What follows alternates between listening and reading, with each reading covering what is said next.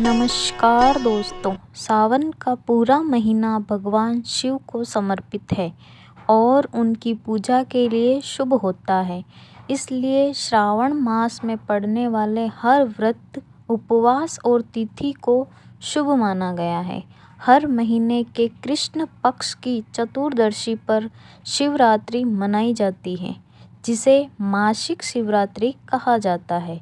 सावन के महीने में पड़ने वाली शिवरात्रि को सावन शिवरात्रि कहा जाता है और इसे अत्यंत शुभ माना जाता है। लिंग पुराण में कहा गया है कि शिवरात्रि के दिन विशेष श्रावण मास में उपवास, रात्रि जागरण और शिवलिंग पर बेलपत्र, जल, दूध आदि अर्पित करने से सौभाग्य, दीर्घ आयु और मोक्ष की प्राप्ति होती है। इसी पुराण में एक कथा मिलती है जिसमें एक शिकारी द्वारा अनजाने में शिवरात्रि के दिन बेलपत्र चढ़ाने से उसे मोक्ष प्राप्त हुआ।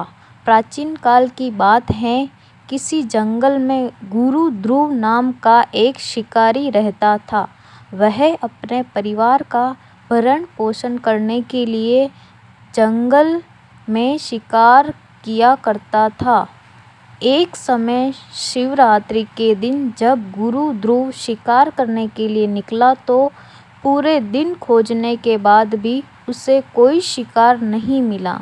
इस प्रकार दिन भर भूखे प्यासे गुरु ध्रुव का शिवरात्रि का व्रत हो गया।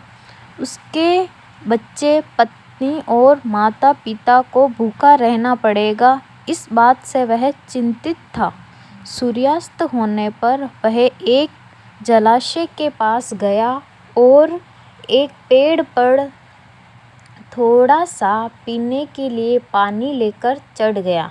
उसे पूरी उम्मीद थी कि कोई न कोई जानवर उसकी प्यास बुझाने के लिए वहाँ जरूर आएगा। वह पेड़ बेलपत्र का था और उस पेड़ के नीचे सूखे बेलपत्रों से ढका हुआ एक शिवलिंग भी था, जो दिखाई नहीं दे रहा था। रात का पहला पहर बीतने से पहले जलाशय पर एक हिरणी पानी पीने के लिए आई। उसे देखते ही गुरु ध्रुव ने धनुष पर बाण साधा। तभी उसके हाथ के धक्के से बेलपत्र के कुछ पत्ते और जल की कुछ बूंदें शिवलिंग पर गिर गई और अनजाने में उसकी शिवरात्रि के पहले पहर की पूजा हो गई। पत्तों की आवाज़ से हिरनी ने जैसे ही ऊपर देखा तो गुरु ध्रुव को देखकर वह भयभीत हो गई और कहने लगी, मुझे मत मारो। वह बोला, मेरा परिवार भूखा है, इसलिए मैं तुम्हें नहीं छोड़ सकता।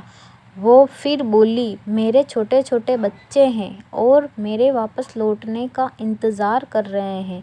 मैं उन्हें अपने पति को सौंप कर वापस आती हूँ, उसके बाद तुम मुझे मार देना।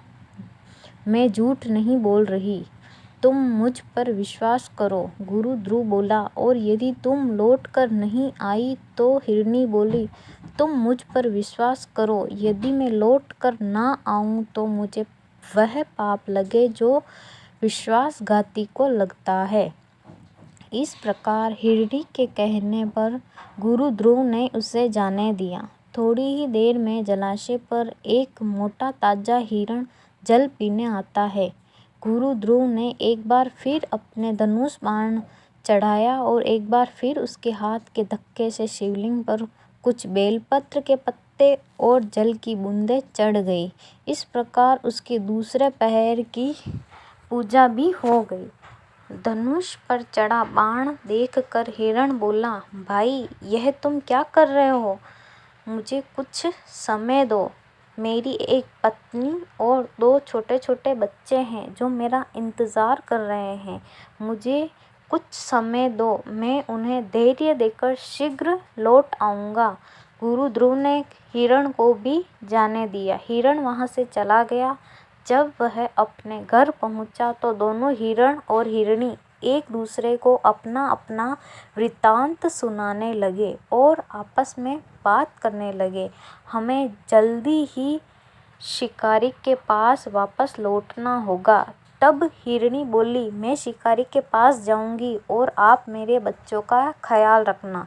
यह सुनकर हिरण बोला, माँ के बिना बच्चों का कोई नहीं है, मैं शिकारी के पास जाऊंगा। हिरणी आगे बोली, पति के बिना पत्नी का क्या जीवन, आपकी मृत्यु के बाद मैं कैसे जीवित रह पाऊंगी, मैं अवश्य जाऊंगी।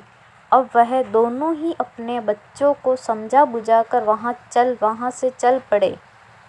दोनों बच्चों ने जैसे ही देखा कि उनके माता पिता शिकारी के पास जा रहे हैं तो वह भी उनके पीछे पीछे चल दिए।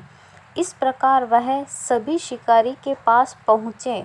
उन्हें देखते ही गुरु ध्रुव ने जैसे ही अपने धनुष पर बाण साधा तो फिर उसके हाथ के टल्ले से कुछ जल की बूंदें और बेलपत्र शिवलिंग पर चढ़ गए, जिससे उसके तीसरे पहर की पूजा भी हो गई और उसके दुष्कर्म नष्ट हो गए, साथ ही उसे ज्ञान की प्राप्ति हुई। हिरण बोला, हम सभी उपस्थित हैं, आप हमारा वध कर अपने परिवार की भूख मिटा लो। तब भोलेनाथ की कृपा से प्राप्त ज्ञान के द्वारा गुरु ध्रुव बोला, तुम सभी धन्य हो, तुम्हारा जीवन सफल है, जाओ, मैं तुम्हें नहीं मारता, तुम निर्भय होकर यहाँ से चले जाओ। तभी भोलेनाथ वहाँ प्रकट हुए और बोले, गुरु ध्रुव, मैं तुमसे बहुत प्रसन्न हूँ। भोलेनाथ को देखते ही गुरु ध्रुव उनके चरणों में गिर पड़ा। भोलेनाथ ने उन्हें सुख समृद्धि का वरदान दिया और गुरु नाम प्रदान किया। हर हर महादेव। अगर वीडियो अच्छी लगी हो तो लाइक करें, चैनल को सब्सक्राइब करें। श्री शिवाय नमस्तुभ्यं। हर हर महादेव।